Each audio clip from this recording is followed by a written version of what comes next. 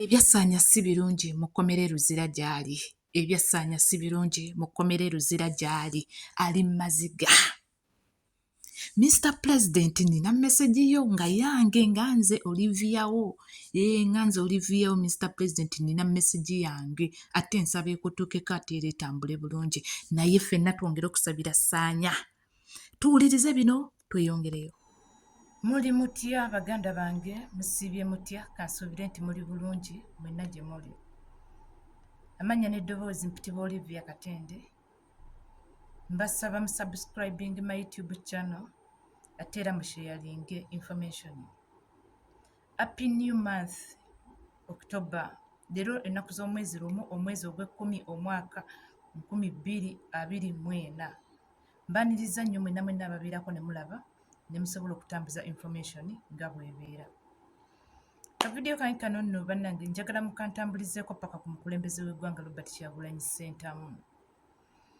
Njagala mutambulizeeko akavidiyo kange kano paka ku mukulembeze w'eggwanga Robert Kyagulanyi Ssentamu.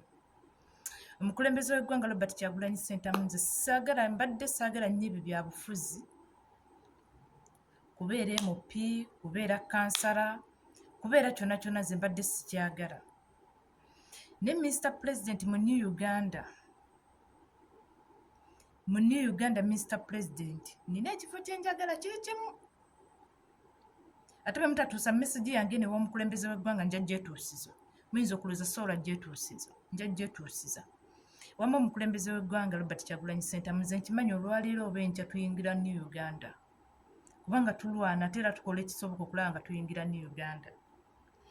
Naye nze Mr. President n'ekintu kye njagala kiri eki. Bwe tuyingira New Uganda, ekifo kye bakiyita batya ekyokukwasaganya empisa. Ekyokukwasaganya empisa nga bampadde obukwasaganya bw'empisa. Mr. President nkutere mu baana ba Falaawo empisa. Mr. President nze kyekyo ekifo kye njagala mu New Uganda. Ndyoke nkutere abo embooko mbakubira embooko. Kubanga ekisinga okunnyiza Mr. President obulaba nvuddeyo ne nsaba ekifo kino. Eno message yiyo. Mr. President by'ebintu ebigenda mu maaso mu ggwanga Uganda. Nga promotion y'okutambuza ebintu ebyobuseegu esusse. Naye ate nga muri Uganda tulina ogifunzafunza n'eggwawo ne tuba nti Uganda esuubira tukulaakulanyiza tutya eggwanga lyaffe, tulitambuza tutya, tulijje tutya mu mikono gy'abampembe, tulikyusizza tutya wadde tunaba tulibaggyeemu okulizza ku mutindo okuba nga buli omu asobola okuganyulwamu mu ggwanga. Obuseegu bufuuse obuseegu, nze kyova olaba nsaba ekyo ekifo nsooke mbakubire kibooko. Nkusiba emyaka 2 nga sinsooke kuba kibooko 50 nenkusiba emyaka age contract. Nkuwa contract ya myaka 2 ng'oli mu kkomera nga ate n'emigo nasoose gikkuba. Emyaka 2 bwe giggwako n'olyoka ojja n'owoza. Bano abantu bwe tutabateekeko mu maaso bino ebintu bye bakola ebitambula obudde buno. Ne mu New Uganda bayinza obituleetako nga balowooza tetusobola kukyusa ggwanga. Mr. President eno message yo nze kyekyo ekifo kye njagala. Ndyoke nkutereereza abaana ba Falaawo. Batabani ba Falaawo ne bawala ba Falaawo. Kwabalaka by'okukola bibabuze bazze mu kusiriwala busiriwazi. Otunuulira Uganda ng'ejjuddemu bya buseegu. Otunuulira eggwanga Uganda ng'ebyobuseegu bitambula okusinga ebintu ebiruma Abannayuganda. Ng'omwana akeera ku makya n'ata akatambike oba n'ata obuseegu bwe nsooka kunoonya yakatadde. Kubanga mu bulamu bw'ensi abaagala na buli omu beewobi abeeyagala nga bali ebyo bali walako. Buli omu asanyuka mu nsanyuka gy'asanyuseemu ne beeyagala ne mukwano gwe. Naye nsooka kunoonya oyo eyakatadde. Ne bw'aba mu ggwanga kimu kimayo. Ne mmukomyawo Uganda ne mmusiba emyaka n'ensooka ne muwoonyula kibooko ate oyo bw'abeera ebweru w'eggwanga nsooka mukuba kibooko 10. Ne mmala ne muteeka mu kkomera emyaka egi. Omuzzaamu empisa agenda okuva mu kkomera emyaka 2 ngazzeemu empisa.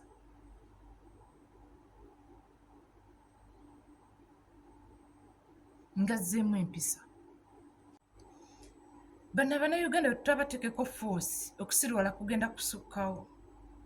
Okusirwala kugenda kuyitawo kwandikomye. Bano Abannayuganda bwe tutabateekeko force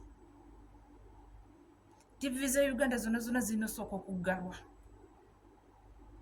TV za Uganda zonna nze nkimanyi olwaleero luyinza okukeera ku makya ng'enkya 2 nga tuli mu New Uganda. Ng'enkya 2 nga tuli mu New Uganda. Nze nkimanyi kyovulaba nze bagambye Mr. President nze saagala bwemupi, saagala bakansala, saagala bwaki. Nze njagala bakwasaganya mpisa. Lyoke nkolere ku baana Uganda abo batalina mpisa. Empisa tetugamba mbunowa okubeera nga okola ki nti ze ziba empisa. Mulimu empisa nga mulimu ebintu nga byolina bibeera nga ggwe. Mulimu empisa ng'olina kuzeeteekamu nga ggwe nga mulimu ebintu byotalina kukola. Abantu batufuukidde ekizibu ku intaneti. Amawanga gakulaakulana gatambuza ggwanga lyago bwe galina okukulaakulana. Amawanga gakulaakulana galina kulaga tutambudde tutya okukyusa eggwanga Uganda. Tubadde tutya mu ggwanga Uganda. Tulikyusizza tutya. Bo badde mu kutambuza buseegu. Bo badde mu kwekola busolosolo. Bo badde mu kwasamayasama bintu bya kisirusiru. Mr. President njagala ekifo ekyo. Okimpemu ne bwe ginaba myezi 6 naagenda okkiddiza eyasoma. Basaasoma. Mr. President tonsabe ebitabo. Mr. President gwegedde tonsabe ebitabo. Nene bona kimpamu emyezi 6. Emyezi 6 egyo gisooka nkuterereza abaana ba Falaawo abo bategere. Abo nganvuddewo. Bannayuganda mwenna gye muli bannange Ssaanya akaaba. Ssaanya ali mu maziga. Ssaanya ali mu bulumi. Ssaanya baamukozesa ensobi naye Ssaanya tamanyi bwagenda kuvuunuka kino kintu. Lunaku lwajjo nafunye essimu ya Ssaanya. Fuulufiga yakozesa omwana ebintu naye tasobodde kumuyamba. Fuulufiga yakozesa omwana ebintu ensobi Ssaanya obudde buno gyali mu kwejjusa. Ssaanya amaziga gaali mu kukaaba. Ssaanya amaziga gaali mu kukulukuta. Ssaanya amaziga gaali mu kubuuyaana okulaba ng'ayambibwa. Asaba Abannayuganda mwenna gye muli mu musonyiwe. Ssaanya afukamidde ali ku ttaka asaba Abannayuganda yonna gye muli mu musonyiwe, mu musaasire, mu muddiremu, mu mukwatireko waali akkakkanye.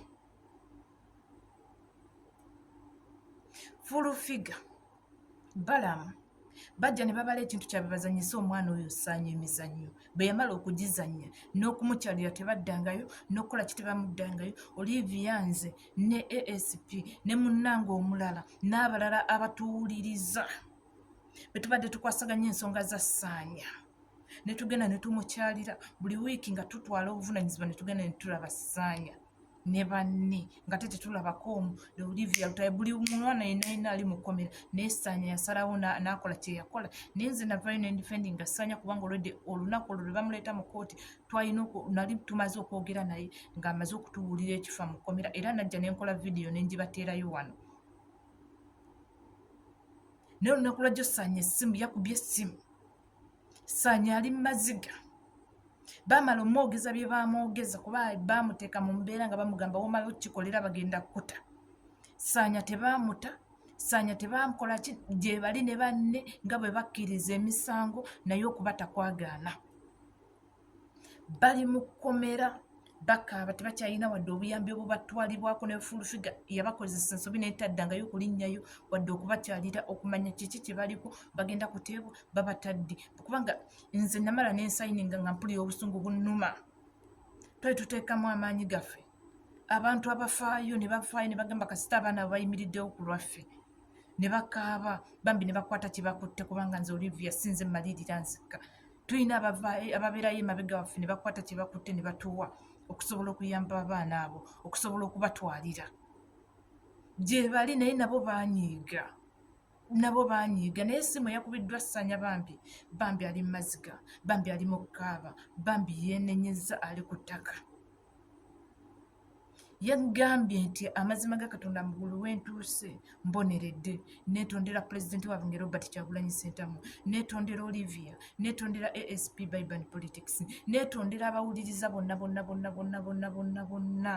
abali bafangayo okumbeerako ne muntundiranga ebintu byange naye ate nenkola ki nembawa disappointment bambi nsaba kunsonyiwa. Yeyo message okuva ewa Ssaanya. Yeyo message okuva ewa Ssaanya. Ebya Ssaanya byo si birungi.